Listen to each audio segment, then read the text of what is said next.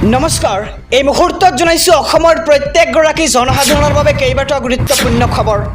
আজি হৈছে 16 জুন। আজিৰ দিনটোতে অসমৰ লগতে ভাৰতবৰ্ষৰ বিভিন্ন প্ৰান্তৰ পৰা কেইবাটাও গুৰুত্বপূৰ্ণ খবৰ যুগুত কৰা হৈছে। এই মুহূৰ্তত জনাইছো আজিৰ প্ৰথমটো খবৰ। আজিৰ প্ৰথমটো খবৰেই ৰাজ্যবাসীৰ বাবে এটা ডাঙৰ খবৰ। ৰেচন কাৰ্ডৰ হিতাধিকাৰীৰ বাবে আহি পৰিছে ডাঙৰ খবৰ।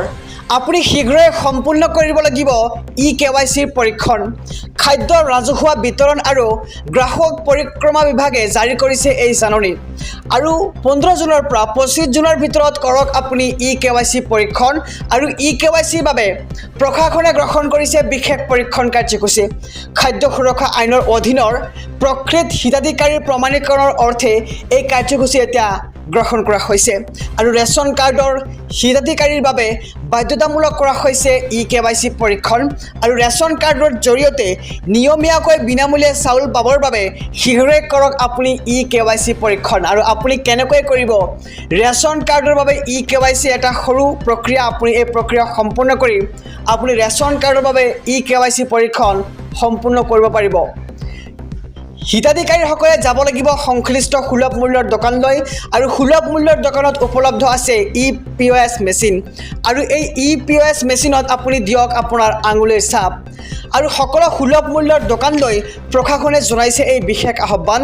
আৰু 15 পৰা 25 জুনৰ ভিতৰত সকলো দোকানীয়ে ল'ব লাগিব হিতাধিকাৰীৰ আঙুলিৰ ছাপ। আৰু ৰেচন কাৰ্ডৰ হিতাধিকাৰীৰ বাবে আহি পৰিছে ডাঙৰ খবৰ। আমি খবৰটো জনাইছোঁ SB অসম মিডিয়াৰ সমূহ দৰ্শকক। এই মুহূৰ্তত জনাইছোঁ আজিৰ দ্বিতীয় নম্বৰ খবৰটো। মাইক্ৰ' ফাইনেন্সৰ ঋণী মহিলালৈ হিমন্ত বিশ্ব শৰ্মাৰ বৃহৎ ঘোষণা। 50,000 টকা পৰ্যন্ত ঋণ লোৱা মহিলাৰ ঋণ মাফ কৰিব এইবাৰ চৰকাৰে।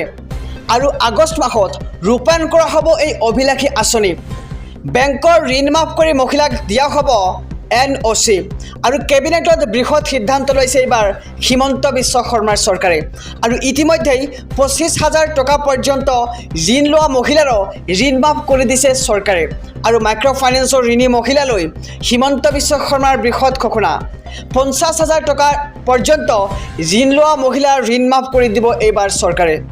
এই মুহূৰ্তত জনাইছোঁ আজিৰ তৃতীয় নম্বৰ খবৰটো। দেশৰ সাধাৰণ জনতালৈ এক সকাহৰ খবৰ। কিয়নো এইবাৰ ঔষধৰ মূল্যক লৈ চৰকাৰৰ এক ডাঙৰ সিদ্ধান্ত। হ্ৰাস পাব বহুকেইবিধ জীৱনদায়িনী ঔষধৰ দাম। আৰু 54 বিধকৈ ঔষধৰ দাম হ্ৰাস কৰাৰ সিদ্ধান্ত এইবাৰ চৰকাৰৰ। কমিব ডায়েবেটিছ, বৃক্ক, হৃদ আৰু এণ্টিবায়'টিক ঔষধৰ দাম। লগতে হ্ৰাস পাব ভিটামিন D আৰু কাণৰ ঔষধৰ দামো। নেশ্যনেল ফাৰ্মাচিউটিকেল প্ৰাইচিং অথৰিটিৰ এই গুৰুত্বপূৰ্ণ বৈঠক। আৰু এই বৈঠকত ঔষধৰ দামৰ ক্ষেত্ৰত এক গুৰুত্বপূৰ্ণ সিদ্ধান্ত গ্ৰহণ কৰা হৈছে। আৰু ইয়াৰ পূৰ্বে হ্ৰাস পাইছিল 41 বিধকৈ জীৱনদায়িনী ঔষধৰ দাম। আৰু দেশৰ সাধাৰণ জনতাৰ বাবে এক সকাহৰ খবৰ, কিয়নো এইবাৰ 54 বিধকৈ দাম হ্ৰাস পাব জীৱনদায়িনী ঔষধৰ। এই মুহূৰ্তত জনাইছোঁ আজিৰ চতুৰ্থ নম্বৰ খবৰটো। PM কিষাণ আঁচনিৰ ধন লাভ কৰা কৃষক লৈ ভাল খবৰ।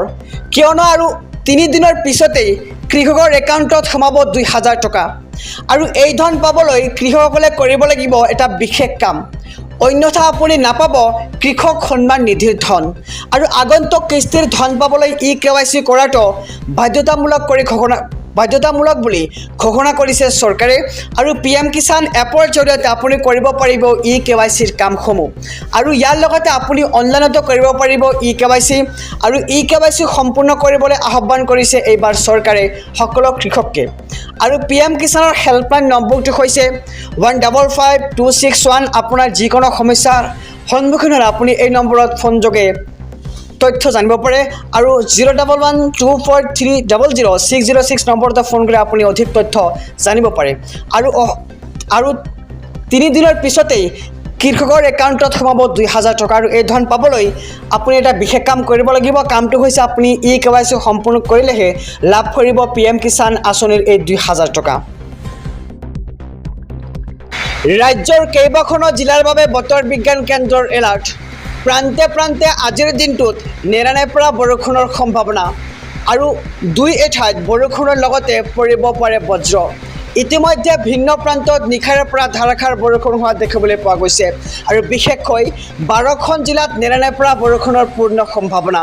ধুবুৰী, কোকৰাঝাৰৰ বাবে জাৰি কৰা হৈছে অৰেঞ্জ এলাৰ্ট। লগতে ধুবুৰী, কোকৰাঝাৰ ধুবুৰী কোকৰাঝাৰৰ বাবে জাৰি কৰা হৈছে অৰেঞ্জ এলাৰ্ট আৰু ইয়াৰ লগতে চিৰাং বাক্সা বৰপেটা বঙাইগাঁৱৰ বাবে য়েল্ল' এলাৰ্ট জাৰি কৰিছে আঞ্চলিক বতৰ বিজ্ঞান কেন্দ্ৰই আৰু শোণিতপুৰ বিশ্বনাথ ধেমাজিৰ বাবেও জাৰি কৰা হৈছে য়েল্ল' এলাৰ্ট আৰু ডিব্ৰুগড় আৰু তিনিচুকীয়াৰ বাবেও জাৰি কৰা হৈছে য়েল্ল' এলাৰ্ট আৰু ৰাজ্যৰ কেইবাখনো জিলাৰ বাবে বতৰ বিজ্ঞান কেন্দ্ৰৰ এলাৰ্ট প্ৰান্তে প্ৰান্তে আজিৰ দিনটোত নেৰানেপেৰা পৰা বৰষুণৰ সম্ভাৱনা আৰু দুই এঠাইত বৰষুণৰ লগতে পৰিব পাৰে বজ্ৰ